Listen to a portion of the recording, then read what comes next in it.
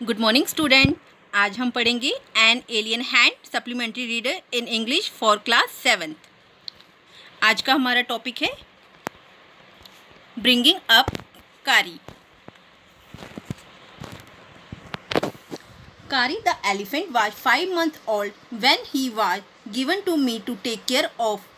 I was 9 years old and I could reach his back if I stood on tip-top. He seemed to remain that high for nearly 2 years. We grew together. That is probably why I never found out just how tall he was. He lived in a pavilion under a thatched roof which rested on thick tree stumps so that it could not fall in when Kari bumped against the poles as he moved about. जो अब इसमें हम कारी जिस बच्चे के बारे में बात बता रहे हैं वो एक हाथी का बच्चा है और वो अपने 9 वर्षीय जो दोस्त है उसके साथ रहता है। कारी जो है वो ज़्यादा कुछ नहीं खाता है, केवल 16 ग्राम स्वादिष्ट टहनियाँ ही दिन भर में खाता है। कारी जो है वो एक संवेदनशील है और एक बालक को भी डूबने से वो बचाता है। कारी नामक हाथी जो है वो 5 महीने का था जब उसने मुझे मतलब कि जो लेखक हो रहा है उसकी बात हो रही है उसकी देखरेख करने का उसे काम मिला। मैं 9 वर्ष का था और पैरों के पंजे पर खड़े होकर भी मैं उसकी पीठ तक ही पहुंच पाता था। वह लगभग 2 वर्षों तक उतना ऊंचा लगता रहा। हम साथ साथ बड़े हुए। शायद इसी कारण मुझे कभी पता ना चला कि वह कितना लंबा था। वह एक खेमे में रहता था जिसके ऊपर घास फूस की छत बनाई गई थी और उस छप्पर को मोटे वृक्ष के तनों पर रखा हुआ था ताकि कारी जो है वो अंदर घूमते समय बांस की बलियों से टकराए तो छप्पर जो है वो गिरे नहीं। One of the first things Kari did was to save the life of a boy. Kari did not eat much, but he nevertheless needed 40 pounds of twigs a day to chew and play with. Every day I used to take him to the river in the morning for his bath. He would lie down on the sand bank while I rubbed him with the clean sand of the river for an hour. After that he would lie in the water for a long time. On coming out, the skin would be shining like ebony, and he would squeal with pleasure as I rubbed water down his back. Then I would take him by the ear because that is the easiest way to lead an elephant and leave him on the edge of the jungle while I went into the forest to get some luscious twigs for his dinner. One had to have a very sharp hatchet to cut down these twigs. It takes half an hour to sharpen the hatchet because if a twig is mutilated, an elephant will not touch it. कारी ने पहला काम जो किया वह था कि एक बच्चे की प्राण की रक्षा करना। कारी बहुत अधिक चारा नहीं खाता था, तथापि उसे चबाने और खिलवाड़ करने के लिए 40 किलो मुलायम टहनियों की ज़रूरत होती थी। मैं हर दिन सुबह उसे नदी पर नहलाने ले जाता था और रेत के तट पर लेट जाता था, जबकि मैं 1 घंटे तक उसके शरीर पर नदी का स्वच्छ रेत मलता था। इसके पश्चात वह पानी में 1 घंटा लेटा रहता। बाहर निकलने पर उसकी त्वचा आबूनस लकड़ी की भांति काली चमकती थी और जब मैं उसकी पीठ पर पानी नीचे गिराता था तो वह खुशी से चीखें मारता था। फिर मैं उसे कान से पकड़कर ले चलता था क्योंकि हाथी को कहीं ले जाने का यह सरलतम तरीका होता है और उसे जंगल की छोर पर छोड़ आता था। फिर मैं जंगल से कुछ स्वादिष्ट टहनियाँ इकट्ठी करने गया। हमारे पास इन टहनियों को काटने के लिए बहुत धार वाली कुल्हाड़ी की ज़रूरत होती है। कुल्हाड़ी को धारदार बनाने में आधा घंटा लगता है क्योंकि यदि टहनी टेढ़ी मेढ़ी हो जाए तो हाथी उसे छूता भी नहीं है। It was not an easy job to get twigs and sapling for Kari. I had to climb all kinds of trees to get the most delicate, the tender twigs. And he was very fond of the young branches of the banyan tree, which grows like a cathedral of leaves and branches. I was gathering some one spring day in March when I suddenly heard Kari calling to me in the distance. As he was still very young, the call was more like that of a baby than an elephant. I thought somebody was hurting him. So I came down from my tree and ran very fast to the edge of the forest where I had left him. But he was not there. I looked all over, but I could not find him. मुलायम टहनियाँ और छोटे पौधे जो हैं वो कारी के लिए एकत्रित करना सरल काम ना था। मुझे सभी प्रकार के वृक्षों पर सर्वाधिक नरम और मुलायम टहनियाँ एकत्रित कर पाने हेतु चढ़ना पड़ता था। चूँकि कारी को वट वृक्ष की जो नई शाखाओं को उसको खाना बहुत अच्छा लगता था तथा ये शाखाएं, पत्तियां तथा शाखाओं का एक गिरजाघर जैसा लगता था। मार्च में बसंत के एक दिन मैं कुछ टहनियाँ इकट्ठी कर रहा था, जबकि मुझे अचानक दूर से कारी की पुकार जैसी आवाज़ सुनाई दी। चूँकि वह अभी बहुत छोटा था, उसकी आवाज़ भी किसी हाथी के बच्चे जैसी थी। मैंने सोचा कोई उसे चोट पहुँचा रहा है। इस कारण मैं वृक्ष से नीचे उतरा और तेज गति से वन के उस शोर की ओर भाग चला जहाँ मैं उसे छोड़कर आया था। पर वहाँ वह मिला नहीं। मैंने चारों ओर देखा पर उसका अता पता नहीं चला। I went near the edge of the water and I saw a black something struggling above its surface. Then it rose higher and it was the trunk of my elephant. I thought he was drowning. I was helpless because I could not jump into the water and save the 400 pounds of him, since he was much higher than I. But I saw his back rise above the water, and the moment he caught my eye, he began to trump and struggle up to the shore. Then, still trumping, he pushed me into the water, and as I fell into the stream, I saw a boy lying flat on the bottom of the river. He had not altogether touched bottom, but was somewhat afloat. I came to the surface of the water to take my breath, and there Kari was standing, his feet planted in the sand bank and his trunk stretched out like a hand waiting for mine. I dived down again and pulled the body of the drowning boy to the surface. But not being a good swimmer, I could not swim ashore and the slow current was already dragging me down. मैं पानी के किनारे तक जब गया तो मैंने किसी काली चीज़ को पानी की सतह पर फड़फड़ाते देखा। वह चीज़ ऊपर उठी और यह तो मेरे हाथी की सूंड थी। मैंने सोचा वह डूब रहा है। मैं लाचार था क्योंकि पानी में छलांग लगाकर 400 पौंड वाले जीव को बचा नहीं सकता था, क्योंकि वह तो मुझसे कहीं अधिक ऊंचा था। पर मैंने उसकी पीठ को पानी में ऊपर उठते देखा और जैसे ही हाथी से मेरी निगाह मिली वह चिंघाड़ने लगा और तट तक आ गया। फिर चिंघाड़ते हुए उसने मुझे पानी में गिरा दिया और जब मैं नदी में गिर गया, मैंने वहाँ नदी के तल पर एक बालक को पड़ा पाया। वह अभी नीचे तक नहीं पहुँचा था, कुछ पानी के ऊपर तैर रहा था। मैं पानी की सतह पर सांस लेने आया और वहाँ कारी को रेतीले तट पर पैर जमाए देखा। उसकी सूंड जैसे मेरा हाथ पकड़ने को आगे बढ़ी हुई थी। मैंने पुनः गोता लगाया और डूबते बालक को सतह पर ले आया, पर चूंकि मैं अच्छा तैराक ना था, मैं तट तक तैरकर नहीं जा सकता था और गति वाली धार मुझे पहले ही पानी में नीचे खींच रही थी। Seeing us drift by in the current, Kari, who was usually slow and ponderous, suddenly darted down like a hawk and came halfway into the water, where I saw him stretch out his trunk again. I raised up my hand to catch it and it slipped. I found myself going under the water again, but this time I found that the water was not very deep. So I sank to the bottom of the river and doubled my feet under me and then suddenly kicked the river bed and so shot upward like an arrow, in spite of the fact that I was holding the drowning boy with my hand. As my body rose above the water, I felt a lasso around my neck. This frightened me. I thought some water animal was going to swallow me. I heard Kari squealing and I knew it was his trunk about my neck. He pulled us both ashore. नदी की जो धारा में हमें बहुत बहते देखकर कारी, जो आमतौर से मंद गति और भारी भरकम था, वह अचानक किसी बाज पक्षी की तरह बड़ी तेज़ी से आगे बढ़ा। वह पानी में आधी दूरी तक ही गया और जहाँ मैंने उसे अपनी सूंड को आगे बढ़ाते देखा। मैं अपना हाथ सूंड पकड़ने के लिए ऊपर लाया तो पर वह फिसल गया। मैंने स्वयं को दोबारा पानी में नीचे जाता पाया, पर इस बार मुझे लगा कि पानी गहरा ना था। इस कारण मैं नदी के तल तक जो था पहुंच गया।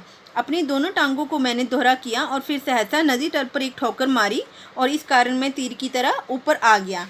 यद्यपि मैं डूबते बालक को भी अपने हाथ से पकड़े हुए था। जब मेरा शरीर पानी से ऊपर आया, मुझे अपनी गर्दन की चारों ओर कोई रस्सी लिपटी महसूस हुई। इससे मैं डर गया। मैंने सोचा कोई जल जीव मुझे खा जाएगा।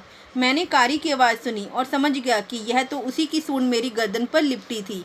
वह हम दोनों को तट तक खींच लाया। कारी was like a baby. He had to be trained to be good, and if you did not tell him when he was naughty, he was up to more mischief than ever. For instance, one day somebody gave him some bananas to eat. Very soon he developed a great love for ripe bananas. We used to keep large plates of fruit on a table near a window in the dining room. One day, all the bananas on that table disappeared, and my family blamed the servants for eating all the fruits in the house. A few days later, the fruit disappeared again.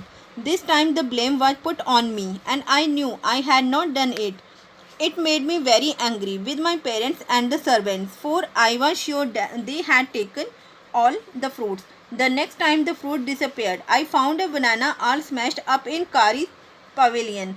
This surprised me very much, for I had never seen fruit there, and as you know, he had always lived on twigs. कारी जो है वो एक बच्चे की भांति था। उसे सुधारने के लिए ट्रेनिंग देना जरूरी था, और यदि उसे शैतानी करने से नहीं रोका तो वह अधिकाधिक शैतानी करने लगेगा। उदाहरण के लिए, एक दिन किसी ने कारी को कुछ केले खिला दिए। शीघ्र ही पके केले खाने में उसकी जो था उसका इंटरेस्ट बन गया।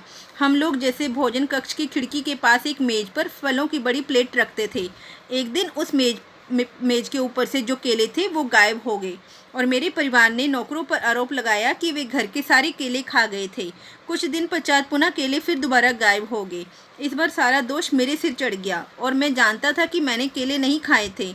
मैं अपने माता पिता से नाराज़ हो गया। मैं नौकरों से भी नाराज़ हो गया था, क्योंकि मुझे विश्वास था कि उन्होंने ही फल चुराए थे। अगली बार फल जब गायब हुए तो मैंने एक केला कुचला हुआ कारी के खेमे में पड़ा पाया। इस बात से मुझे बड़ा आश्चर्य हुआ, क्योंकि मैंने पहले कभी वहाँ कोई केला नहीं देखा था, और आपको विदित ही है कि कारी जो है वो सदा ही नई कोपलें खाया करता था। Next day, while I was sitting in the dining room wondering whether I should take some fruit from the table without my parents' permission, a long black thing, very much like a snake, suddenly came through the window and disappeared with all the bananas. I was very much frightened because I had never seen snakes eat bananas, and I thought it must be a terrible snake that would sneak in the take fruit. I crept out of the room and, with great fear in my heart, ran out of the house, feeling sure that the snake would come back into the house, eat all the fruits and kill all of us. अगले दिन जब मैं भोजन कक्ष में बैठा सोच रहा था कि मैं माता पिता की अनुमति लिए बगैर कुछ फल ले लूं अथवा नहीं ले लूं या नहीं, तभी मैंने एक लंबी काली चीज़ जो किसी सांप जैसी दिखती थी अचानक खिड़की से अंदर आई और सारे केले ले गई। मैं बहुत डर गया, क्योंकि कभी भी मैंने पहले किसी के सांप को केले खाते नहीं देखा था। मैंने सोच लिया कि यह कोई डरावना सांप है जो चोरी से प्रवेश करके फल ले जाएगा। मैं दबे पाँव कमरे से बाहर निकला और डर से घर के बाहर भाग चला। मुझे पूरा विश्वास था कि सांप वापस घर में घुसेगा, सारे फल खा जाएगा और हम सबको मार देगा। As I went out, I saw Kari's bag disappearing in the direction of the pavilion, and I was so frightened that I wanted his company to cheer me up. I ran after him into the pavilion, and I found him there eating bananas. I stood still in astonishment. The bananas were lying strewn all around him. He stretched out his trunk and reached for one far away from where he was standing. That instant the trunk looked like a black snake, and I realized that Kari was the thief. I went to him, pulled him out by the ear, and joyously showed my parents that it was Kari and not me that had eaten all the fruit these many weeks. Then I scolded him, for elephants understand words as well as children, and I said to him, next time I see you stealing fruit, you will be whipped. He knew that we were all angry with him, even the servants. His pride was so injured that he never stole another thing from the dining room, and from then on, if anybody gave him any fruit, he always squealed as if to thank them. जब मैं बाहर निकला तो मैंने कारी को पीछे उसके शेड में जाते हुए देखा। मैं इतना डरा हुआ था कि मैं चाहता था कि कारी जो है वो मुझे खुश कर दे। मैं उसके पीछे पीछे शेड में दौड़ता हुआ चला गया तथा मैंने वहाँ उसे केले खाते देखा। मैं हैरानी से वहीं खड़ा रहा। मैंने चारों तरफ केले बिखरे पड़े थे, वहाँ वह खड़ा था। वहाँ से दूर पड़े केले को उठाने के लिए उसने सूंड बढ़ाई। उस समय मुझे सूंड एक काले सांप की भांति दिखी और मैं समझ गया कि कारी ही चोर था। मैं उसके पास गया, उसे कान से पकड़कर बाहर लाया तथा खुशी के साथ अपने माता पिता को दिखाया कि मैं नहीं, यह कारी कई सप्ताह से केले चुराता रहा है। फिर मैंने उसे फटकारा, क्योंकि हाथी भी बच्चों की भांति शब्द समझ लेते हैं। मैंने उसे बोला, अगली बार यदि मैंने तुम्हें केले फल चोरी करते हुए पकड़ा तो मैं तुम्हें कौड़े से पीटूंगा। वह समझ गया कि हम सभी उससे नाराज हैं। नौकर भी नाराज हैं और उसके आत्मगर्व को इतनी ठेस लगी कि इसके पश्चात उसने भोजन कक्ष से कोई भी दूसरी चीज़ नहीं चुराई। और उसके बाद यदि कोई उसे फल देता था तो वह सदैव लंबी आवाज़ निकालकर मानो उसे धन्यवाद देता था।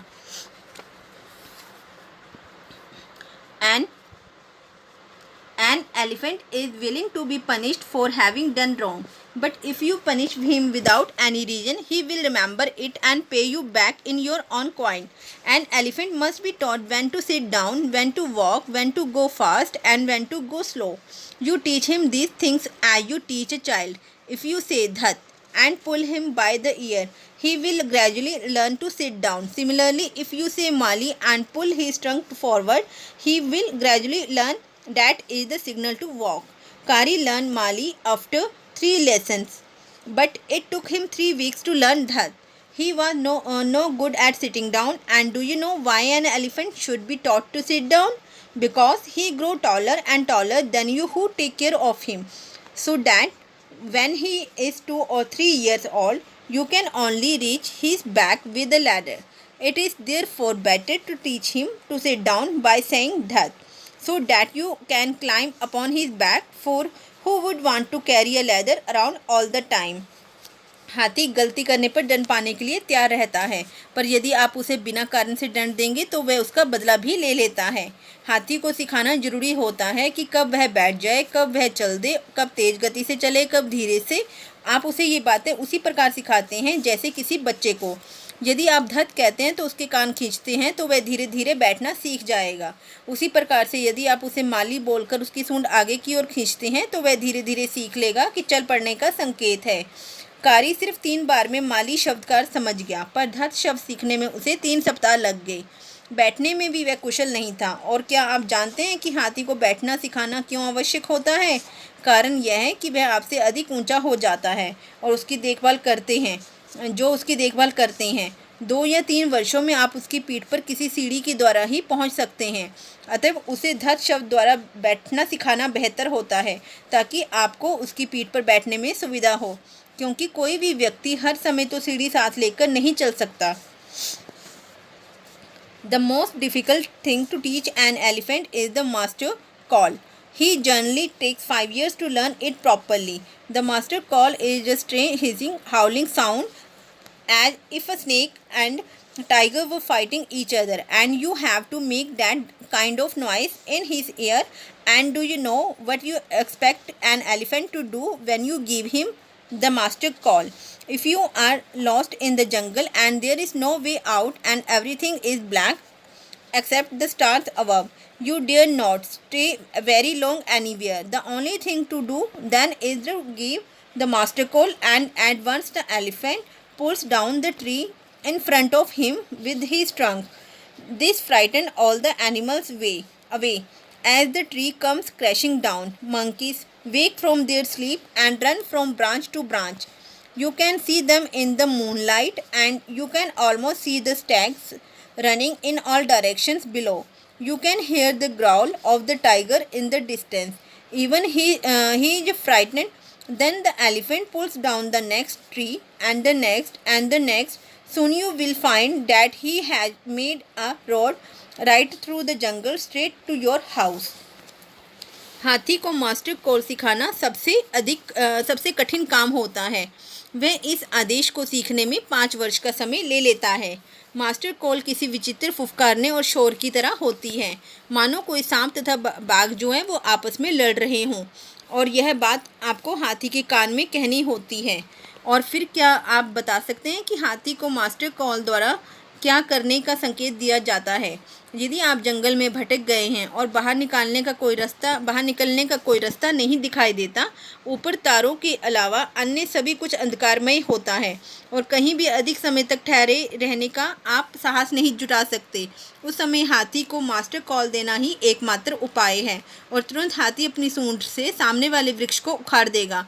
इस आवाज़ से डरकर सभी जानवर भागने लगते हैं। जब वृक्ष धमाके के साथ गिरता है तो वृक्ष पर बैठे बंदर नींद से जाग जाते हैं और शाखाओं पर भागने लगते हैं। आप चांदनी में उन्हें देख सकते हैं। 12 सिंगों को भी नीचे सभी दिशाओं में भागते देखा जा सकता है। दूर से आते बाघ का गुराना भी आप सुन सकते हैं, वह भी डर जाता है। फिर हाथी अगला वृक्ष उखाड़ता है और फिर अगला और फिर अगला। शीघ्र ही आप पाएंगे कि वह जंगल के बीच से घर तक का रास्ता साफ कर देता है। Thanks for watching. Please like, share and subscribe it.